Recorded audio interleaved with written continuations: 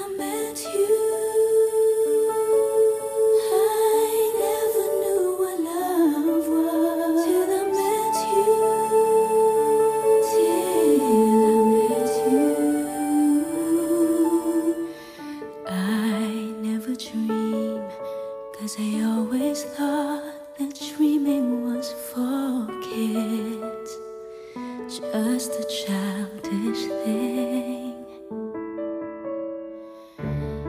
And I could swear love is just a game that children play, and no more than a game.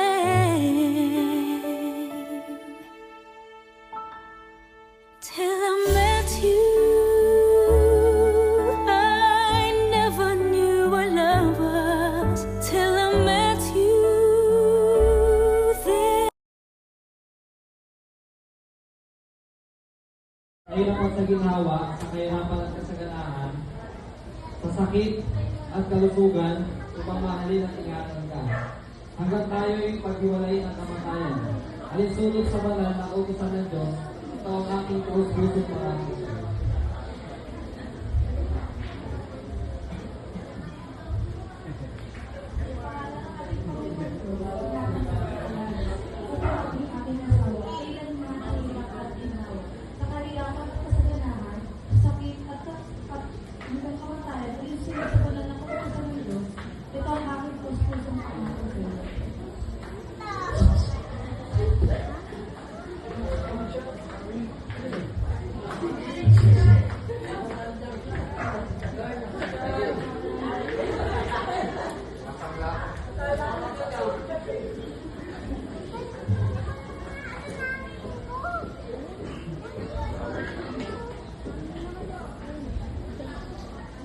Ang mga sensimento po ay panlabas at pisikal na simbolo ng isang espiritual at panloob na pagbubukid po ng dalawang puso ng aking tapat na mamamahalan.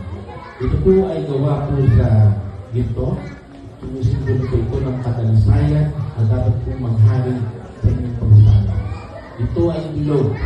Nagpapaliwatin na Sa bawat di pagkakaintindihan, aminado naman po ako na di tayo perfectong relasyon. Dumaan tayo sa tinatawag na toxic relationship. Pero imbis na bumitaw, mas pinili natin na intindihin at piliin pa rin yung isa't isa at mag-step up. Naging aral at mas nagpatibay pa yun sa pagsasamahan natin. Thankful ako kasi nabigyan mo ako ng isang napakagandang anak. Alam ko naman na sa bawat sermon mo ay para din yung sa atin, sa pasigakaayos ng pagsasamahan natin. Salamat. Salamat kasi nag-grow tayo na magkasama. Sana ay patuloy at mas mahabang pasensya pa sa ating dalawa. Nandito lang ako lagi handang intindihin at unawain ka. Deserve mo kung anong meron ka ngayon at kung nasaan ka ngayon. Oo, marami nagtatanong kung sigurado na daw ba ako. Nasagot na po ako, yes. Yes, nasagot ko. Sigurado na po ako at ikaw yung babae gusto kong makasama habang buhay. Simula pa man noon hanggang ngayon at habang mas tumatagal pa, mas lalo kong napapatunayan sa sarili ko na ikaw na yun. Sa mga achievement, success, up and downs, niluwan mo ako na mas mag-grow pa. Hindi mo ako iniwan sa area, dyan ka kapag nagdadown ako sa sarili ko. Sa mga nakakaalam o nakakakita kasi, nakakarinig, iniisip nila ay hindi siya ganun ka-sweet. Pero di nila alam na siya yung sobrang mapagmahal sa pamilya namin. Sobrang mapagborsige para sa ikakayos ng pagsasama namin. Siya yung babae hindi materialistic, mas unahin niya pa yung mga bagay-bagay na mapapakinabangan namin. Yung mga bagay na di ko napoprovide o nabibigay sa kanya, siya yung gumagawa ng paraan para makamit namin yung mga bagay na meron kami ngayon. Tulungan lang sa buhay, magkasama natin makakamit unti-unti yung mga pangarap natin. Go lang ng go. Alam kung di tayo papabayaan ni Lord sa madami pang laban na kakaharapin natin. Mahal na mahal kita. Mahal na mahal kita, Eliana. I I love you.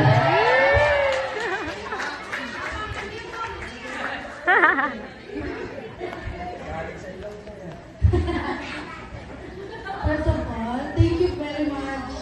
Siyempre, unang-una kay Lord. Sa mga magulang natin na nandyan, kung hindi dahil sa kanila, wala tayo rito. And the beautiful day that we've been waiting for the most after 8 years has been given. Only now we were able to decide after a fight. Yelling came to the point of being hurt and who? Andito na tayo. Walang masabi sa babaeng luluhuan na pinakasalan pa. Sabi nga nila, pag-isipan ng milyon before mag-oo or mag-agree sa mga desisyon sa buhay na hindi biro. Pero bakit pag-iisipan kung napunta na yung lalaki pinapangarap ng isang babae? Isipin nyo ha, di naman ganito katawang ko dati pero dahil sa pagsasama namin na masaya, madalas nang may awayan, pero mas nangingibabaw ang saya ng pagsasama namin. At sa wakas, nagbunga lahat ng hirap at pangarap namin na hindi namin alam na mapupunta kami sa sitwasyon na to. Na kumbaga hindi kami nag-expect na ganito kahit pa paano ay nakaraos kami sa isang plano na meron kami. Hindi man kami pinagkalooban ng maraming pera, pero yung samahan at pagmamahalan namin ay sobrang yaman naman talaga. Yung respetong hindi ko hiningi, kung saan yung binigay. Yung struggle noon na hindi naging dahilan kailanman para sumuko kami. At nagbunga pa ng prinsesa na nagbibigay saya sa buhay namin. Na masasabi kong pinakalaki term ko sa life na meron kami ngayon. Sabi nga nila, hanapin mo yung lalaking mapera, hindi ka mahihirapan sa buhay. Pasensya, pero masigit pa doon yung nahanap ko. Hindi man milyonaryo, pero yung pagmamahal, pag-aasikaso ng kung saan yung ginagawa sa amin mag-ina niya, sobrang panalo na ako doon. Sobrang mapangunawa ng tao, higit sa lahat tahimik. Pag mag-aaway kami, hindi totoo ang kinakawawa ko si Pachoy ha. Kasi nakikita niyo pananiti, palatawa ng tao dahil ako ang shield na sa tuwing nanghihina siya. Hindi ko hinahayaan sa bawat pagkakataon is mawawalan siya ng pag-asa. Sa buong pagsasama namin, hindi ko hinahayaan na siya lang ang kumakayod sa amin. Dahil para sa akin, hindi porket lalaki ay responsibilidad niya na lahat. Inaasa na sa kanya lahat.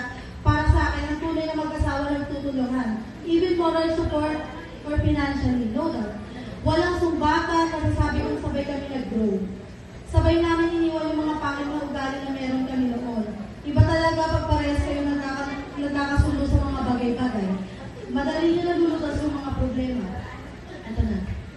Pachoy, sobrang swerte ko na sa'yo, ika nga nila. Masipag, responsable ka at ngayon ay asawa ko na. Walang sukuan ha, dito ako palagi bilang asawa, tropa, or ano pa man. All-in-one package na. Proud ako sa'yo, sobra. Lagi ko yung sinasabi sa'yo, hindi lang ako showby. Pero alam mo yan, pag dalawa lang tayo, di ba? Wala ako sa part na to kung hindi dahil sa'yo. Lagi mo tatandaan yan. Sa pagkikipag-cooperate at pag-suporta mo sa lahat ng gusto ko, yung pagmamahal mo sa'yo araw-araw mo yung nararamdaman, di ba? Hindi man ako perfect bilang isang babae, pero masasabi kong perfect ako bilang nanay. Alam mo kung gaano ko kagusto na maging maayos ang buhay natin. I mean yung stable life na tayo, na pagtanda natin tayo pa rin nagtutulungan. Pangako ko sa'yo, hindi kita iiwan sa anumang pagsubok na kakaharapin natin. Gaya nga ng dati, bilang living partner, how pa kaya ngayon ang asawa na kita?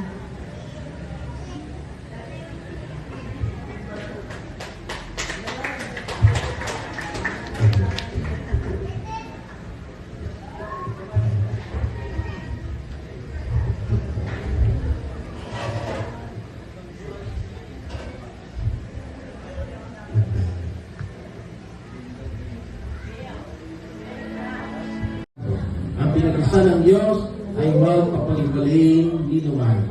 Nika at Lance, naway pagpalain kayo ng Diyos at ingatan nawa kayo at kahabagan niya kayo at subaybayan kayo. At linapin nawa kayo at bigyan ng kapayapaan sa pangalan ni Jesus. Amen at Amen. Mga kapatid at mga kaibigan, doon ang karangalan ko po ipinapakilala sa inyo ang bagong kasal na sina Ginoo Lance at Ginang Nika Cerveza.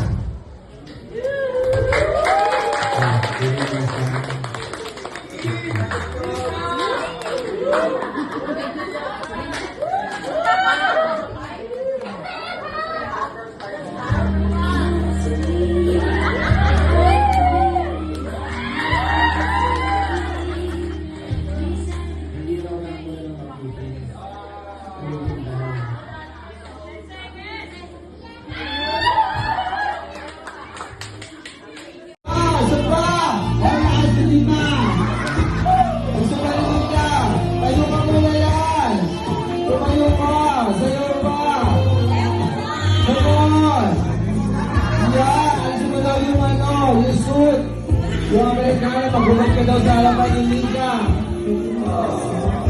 Yan, makita mo daw yung muscles. Yan, tapos hiling daw sa harapan niya habang naghuhugaan lang. Yan, at syempre, Lance, eto yung rule. Bawal kamayin yung garter na nasa hita ni Mika. Kamayin. Kasi mapapani siya agad. So, ang gagawin mo, suot ka sa ilalim ng gown. Pag nakita mo yung garter, kakagatin mo siya. Okay? Kakagatin mo, hihilahin mo pababa.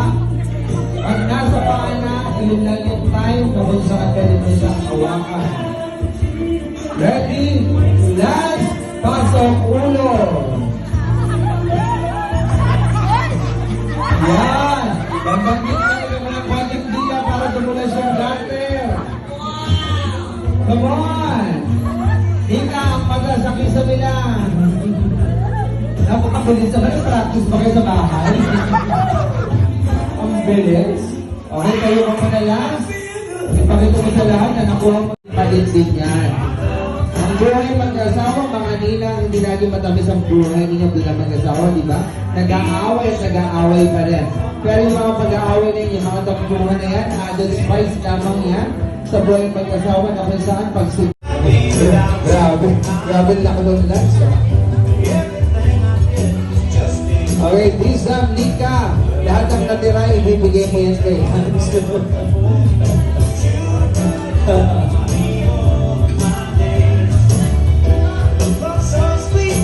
At para magsama yung tamis na inyong nalala sa... At ngayon, harap na sa photographer at the count of 3, sabay ninyong papaliparin, malaya pa rin, pero magkakalimutan ng commitment ninyo sa inyong mga pamilya. So ready, 1, 2, and 3. Palakpakan po natin sila mga kaibigan. Ayan, mga kaibigan. Okay, sa Lisa, ulit nyo dito naman sa ating cake table.